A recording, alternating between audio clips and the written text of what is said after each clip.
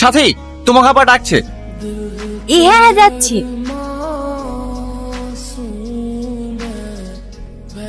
হ্যাঁ, আপনি টাকা নিয়ে ভাববেন না, দই কিন্তু ভালো হওয়া চাই। হ্যাঁ, কটক লীলা 40 কেজি। ওতে হবে তো? হ্যাঁ হ্যাঁ। আঙ্কেল, আপনি আমাকে ডেকেছেন?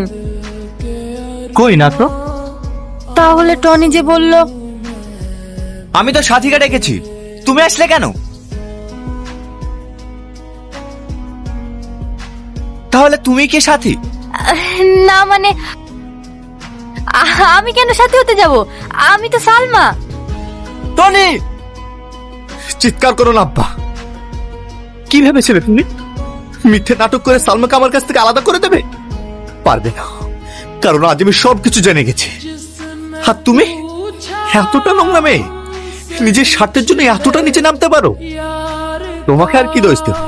যে আমাকে পৃথিবীর আলো দেখিয়েছে সেই তো মিথ্যা আশ্রয় নিয়েছে। হ্যাঁ, আমি মিথ্যা আশ্রয় নিয়েছি, সেটা শুধু তোর ভালোর জন্য। কারণ আমি চাই না একটা চোরের মেয়ে এই বাড়ির বউ হয়ে আসুক। চোর চোর চোর, সারা জীবন ধরে একটা কথাই শুনে আসছি।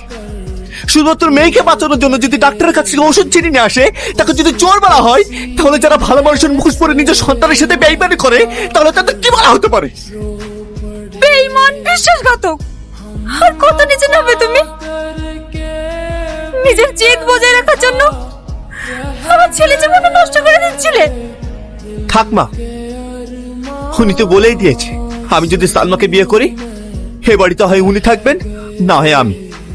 তা আমি এই বাড়ি ছেড়ে চলে যাচ্ছি সালমা, আর কোনোদিনও ফিরে আসবো না। দাঁড়া বাবু, আমিও তোর সাথে যাবো।